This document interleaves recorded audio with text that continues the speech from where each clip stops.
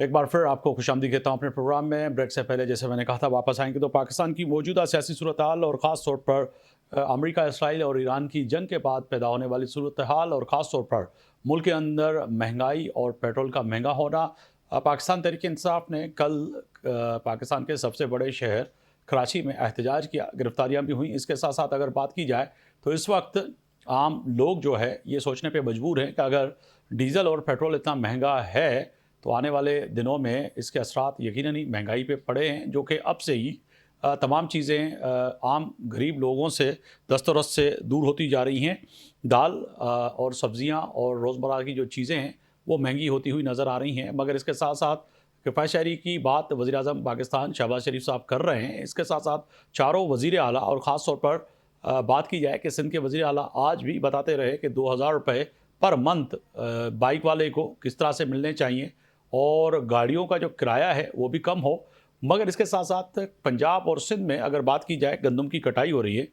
Tractor यानी कि जो थ्रेशर होते हैं जो डीज़ल पे चलते हैं, डीज़ल अगर इतना महंगा है तो ये आने वाले दिनों में गंदम और आटा कितना महंगा हो जाता है, इसकी ज़िम्मेदारी यकीनन चारों सूबों और ख़ास तौर पर वफाकी हुकूमत पे आयद होती है। इस पे बात करेंगे। राजा कमरुल इस्लाम साहब हैं, रुकन कौमी असम्बली में पाकिस्तान मुस्लिम लीग नून से ताल्लुक़ है। आपका बहुत शुक्रिया, आपने वक्त निकाला मेरे प्रोग्राम के लिए। बैरिस्टर शाहिद मसूद साहब हैं, रहनुमा पाकिस्तान तहरीक-ए-इंसाफ, आपका भी बहुत शुक्रिया दोनों मेहमानों का।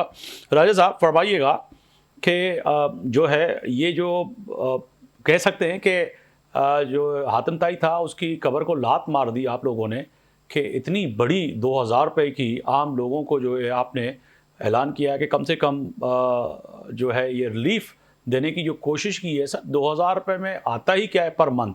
अगर ये मेरा कैमरामैन और आम बंदे से पूछें कि 2000 रुपये बेचारे ये पूरे मंथ में कैसे पूरे करेंगे, अगर 35 से 30,000, 30,000 से 40,000 रुपये अगर इनकी तनख्वाह है तो ये 10,000 गैस का बिल और आपका वापडा का और के इलेक्ट्रिक का 40,000 रुपये का बिल और बच्चों की फ़ीस कैसे अदा करेंगे? देखें, ये एक अफसोसनाक सूरत हाल है और यकीनन सिर्फ पाकिस्तान के लिए नहीं, पूरी दुनिया इस वक्त इससे सफ़र कर रही है। यानी अमेरिका जैसा मुल्क जो यहाँ से जिसका तेल का एक कतरा यहाँ से नहीं जाता, वो खुद ऑयल का सबसे बड़ा प्रोड्यूसर है, वहाँ पे भी 40% जो है फ्यूल चार्जेस बढ़े हैं और दुनिया के तमाम बर्रे आज़मों में इसके असरात जो हैं वो महसूस किए हैं और महसूस किए जा रहे हैं। अब पहली बात तो ये देखना पड़ेगा कि क्या इन सारे मामलात में कहीं कोई हुकूमत के किसी इकदाम की वजह से ये सूरत हाल पैदा हुई है, यानी कहीं हुकूमत की कोई नेग्लिजेंस थी, कहीं हुकूमत ने कोई अपने फ़राइज़ जो हैं वो प्रॉपर तरीके से अदा नहीं किए, तो उसकी वजह से अगर हो तो फिर बिल्कुल उसकी हुकूमत ज़िम्मेदार है। लेकिन अब ये चूँकि एक ऐसी चीज़ थी कि जो बियॉन्ड कंट्रोल थी हुकूमत की, पहली बात तो ये होगी। दूसरा ये है कि हुकूमत ने कोशिश की, यानी पिछले 2 हफ्ते जो एक सब्सिडी जो है वो अक्रॉस द बोर्ड दी गई, जिसके लिए कोई तकरीबन 127 अरब रुपए, 100 अरब जो है डेवलपमेंट बजट को कट किया गया और 25-27 अरब एसओई से और डिफरेंट जो हमारी ऑस्टेरिटी मेजर्स थी वहाँ से निकाल के। लेकिन हर मुल्क के एक खजाने की पसली होती है। अब दुनिया के तमाम ममालिक में जो है वो फ्यूल की कॉस्ट बढ़ी। अब दूसरा फिर मसला ये था कि टारगेटेड सब्सिडी दी जाए उन लोगों को और कोशिश की जाए कि जो महंगाई में इजाफा की जो खदशा है इन फ्यूल प्राइसेस की वजह से, क्योंकि फ्यूल प्राइसेस की वजह से हर चीज़ बढ़ती, तो उसको टारगेट किया जाए उन लोगों पे कि जो सबसे ज़्यादा मुतासर हैं। तो अवलीन जो थे वो मोटरसाइकिल सवार, यानी जो रोज़ अपनी जॉब पे, अपने काम पे, अपनी मजदूरी पे जाते हैं, तो उसके लिए ये जो 2000 टारगेट साहब ये बात आपको तो समझ में आ रही है, ये तो बुनियादी बात है। मगर बैरिस्टर साहब को शामिल गुफ्तगू करूं। बैरिस्टर साहब आधा मिनट मुझे दे दें, मैं इनकी 2 चीजें बस कंप्लीट कर लूं। तो ये बुनियादी तौर पर 100 रुपए पर लीटर 20 लीटर के लिए। दूसरा, उसके लिए बारबरदारी के जो ट्रक्स हैं उनके लिए भी सब्सिडी है जो उनके डायरेक्ट अकाउंट्स में जाएगी, ताकि वो जो किराए हैं वो ना बढ़े। इसी तरह जो बस में सफर करता है उसके लिए फिर हुकूमत ने पब्लिक ट्रांसपोर्ट को पंजाब में भी और इस्लामाबाद में भी टोटल फ्री कर दिया है, ताकि जो सबसे ज्यादा मुतासर होने वाले हैं वो किराए की इस अजियत से। ये तो पब्लिक ट्रांसपोर्ट वो कह रहे हैं जो कि पंजाब हुकूमत के मातहत चलती है, मगर आम प्राइवेट पब्लिक ट्रांसपोर्ट जो है उन्होंने किराया में इजाफा कर दिया है।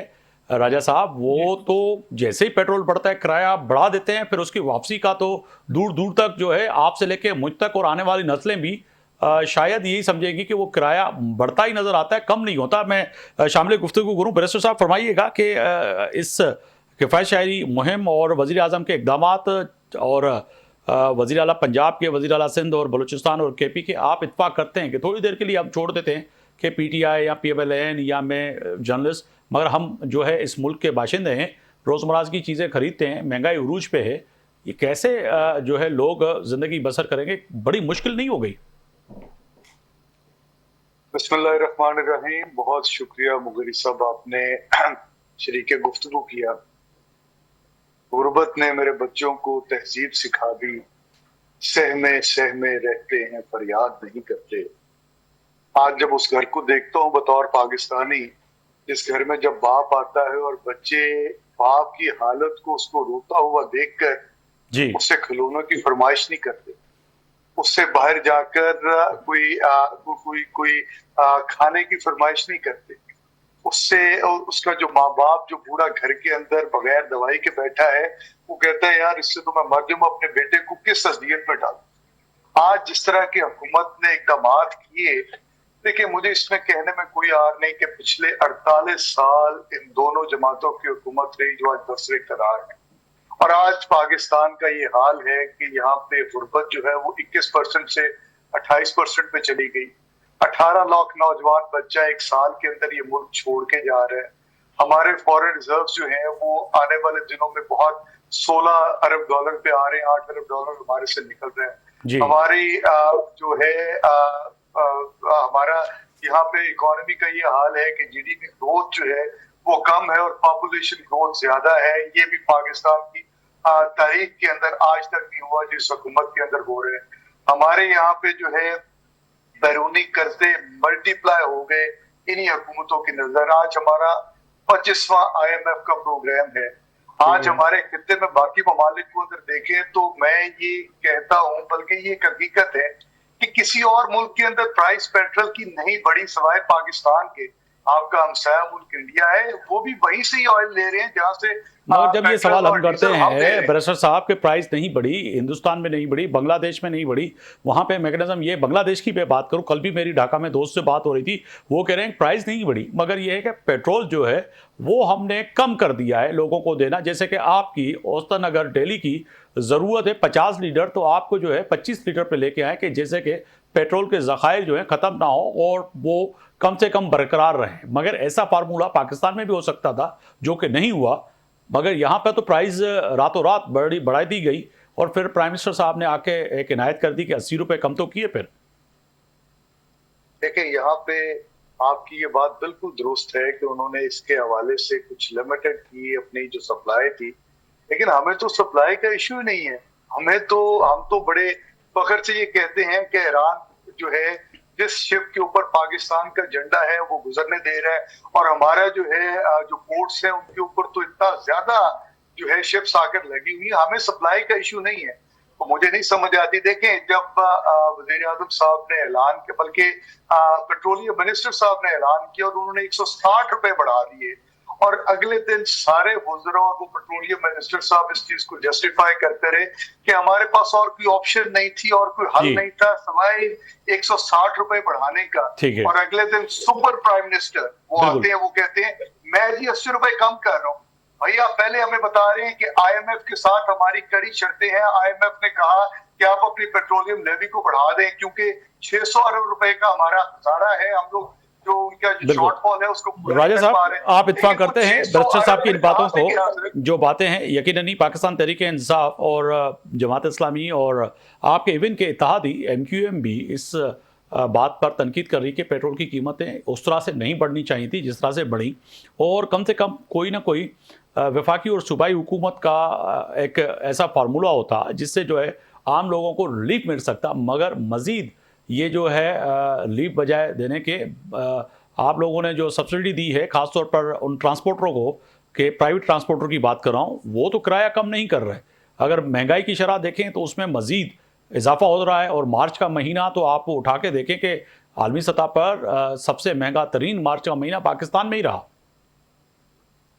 یہ بالکل میں آپ سے اتفاق کرتا ہوں۔ آپ نے اتحادیوں کی بات کی کہ وہ خوش نہیں ہے اس فیصلے سے، تو میں اس سے قدم آگے بڑھ کے کہوں گا کہ حکومت پاکستان مسلم لیگ نون، حتیٰ کہ وزیر اعظم بھی اس فیصلے سے بالکل خوش نہیں ہے. وہ اس پہ بالکل جو ہے وہ اس کو دفاع اگر ہم کر رہے ہیں تو ان وجوہات کا کر رہے ہیں کہ جو بیونڈ کنٹرول تھی، بیونڈ پاورز تھی، جس کی وجہ سے قیمت بڑھی. تو بالکل یہ کوئی ایسی چیز نہیں ہے کہ جس پہ کہا جائے کہ یہ ٹھیک ہے اور اس پہ کوئی پریشانی کا اظہار نہ کیا جائے.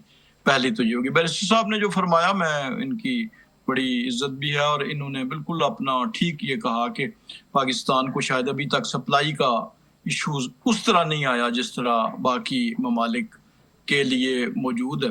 اور اس کے میں جو اس کی بڑی وجہ پھر یہ بھی ہوئی کہ آپ دیکھیں کہ اس کے نتیجے میں پاکستان میں ابھی تک کہیں پہ قلت نہیں نظر آئی. مگر صاحب جب سپلائی میں ایشو نہیں آیا، جو عام لوگ ہیں ان کو سمجھائیے گا، اگر سپلائی میں ایشو نہیں آیا تو وجہ کیا بنی کہ آپ نے اتنا پیٹرول جو ہے آسمان کو پہنچ گیا؟ جی یہ اگر میں بات پوری کر لوں گا تو جواب آ جائے گا. تو پہلی بات تو یہ ہے کہ سپلائی کا ایشو نہیں تھا، وہ ابھی تک یعنی جو ہے آج بھی ہمارے پاس جو ہے وہ 14-15 دن کے ذخائر موجود ہیں. لیکن ایشو کیا آیا کہ 15 گنا تو صرف انشورنس بڑھی ہے، جو میری ٹائم انشورنس ہے وہ جہازوں کی، اور کوئی جو ہے وہ ٹینکر جو ان کی کرائے تھے وہ چونکہ keeping in view the risks کہ وار ہے، ایکٹیو وار ہے، کہیں بھی میزائل گر سکتا ہے، کاسٹ بڑھی. پھر فیول کی پرائسز بڑھی، یعنی جو 60-62 روپے پہ گلف کا تیل جو ہے وہ جنگ شروع ہونے سے چند دن پہلے تھا، وہ اب تقریباً دگنا کے قریب پہنچ چکا ہے. تو وہ دوسری وجہ وہ ہوئی. تو یہ بالکل سپلائی کا ایشو نہیں ہے. ایک بات میں پچھلی اس میں رہ گیا تھا، آپ نے چونکہ کسان کی بات کی تھی، تو وہ چونکہ فیڈرل گورنمنٹ کے پاس کوئی ایسا میکنزم نہیں تھا، تو صوبوں سے امداد لی گئی ریگارڈنگ یہ موٹر بائکس، بسز کی جو ایکسائز ڈپارٹمنٹ کے پاس رجسٹریشنز ہیں ان کے اکاؤنٹ میں منتقلی کا عمل شروع ہو چکا ہے. ایز وی اسپیک 1 لاکھ وہ تو بالکل ہے، مگر سر عام کسانوں کی بات کر رہے ہیں پنجاب میں اور کسانوں کے لیے جو ہے وہ کیا گیا ہے کہ تقریباً 12-13 لاکھ جو کسان کارڈز ہیں یا کسان رجسٹرڈ ہیں، 1 ایکڑ کا گورنمنٹ نے رکھا ہے، اور اس پہ 1500 روپیہ فی ایکڑ. چونکہ ظاہر ہے یہ بالکل آپ نے ٹھیک کہا کہ ان کو ڈیزل کی کاسٹ کٹائی میں اور تھریشر میں پڑے گی. بالکل سر یہ ناکافی ہے، کیونکہ یہ انتہائی ناکافی ہے. پر ایکڑ پہ اگر کٹائی کریں اور اس کو تھریشر پہ گندم کو نکالیں تو آپ کے کیا کاسٹ لگتی ہے؟ آپ مجھ سے بہتر جان سکتے ہیں، میں بھی ایک کسان ہوئی ہوں. اور بالکل کافی نہیں ہے، میں اتفاق کرتا ہوں کافی نہیں ہے، لیکن وہ ان کو پر ایکڑ، پر کسان نہیں، پر ایکڑ دی گئی ہے. جی ہاں، پر ایکڑ کے حساب سے میں بھی وہی کہہ رہا تھا کہ پر ایکڑ کی اگر آپ گندم کی تھریشر پہ ڈالتے ہیں اور ڈیزل پہ اس تھریشر کو چلاتے ہیں، مشین کو چلاتے ہیں، تو آپ کے جو اخراجات ہیں وہ نہیں نکل سکتے. مگر بات وہی آ رہی ہے کہ چلیں جو بھی کیا آپ نے کیا ہے، مگر اس کے ساتھ ساتھ مزید کرنا ہوگا، نہیں تو یہ چیز جو ہے آٹا اور گندم جو ہے مہنگی ہونے سے جو ہے لوگوں کو جو بیرسٹر صاحب کہہ رہے تھے کہ آج بچہ کھلونے نہیں مانگ رہا ہے، روٹی مانگ رہا ہے. اللہ نہ کرے کہ آنے والے چند ماہ میں اگر گندم نایاب ہو جائے اور مہنگی ہو جائے تو اس ملک اور قوم کا کیا ہوگا. وقت کی کمی کی وجہ سے مجھے پروگرام روکنا پڑ رہا ہے. بہت شکریہ راجہ قمر الاسلام صاحب، رکن قومی اسمبلی پاکستان مسلم لیگ نون، آپ کا بہت شکریہ. بیرسٹر شاہد مسعود صاحب، رہنما پاکستان تحریک انصاف، آپ کا بھی بہت شکریہ. طے ہے کہ آج پروگرام میں کوشش کی کہ جو ہے ایران کی جنگ کے بعد پیدا ہونے والی صورتحال اور خاص طور پر اسلام آباد کی کوششیں، اور بالخصوص وزیر اعظم کے کفایت شہری کے پروگرام اور چاروں صوبوں کے وزیر اعلیٰ اور خاص طور پر کسانوں کی بات کی کہ کم سے کم اگر یہ ڈیزل سستا ہوتا ہے تو عام بندے کو کم سے کم آنے والے دنوں میں روٹی تو میسر ہوگی. کل تک آفتاب بغری کو اجازت دیجیے. اللہ حافظ.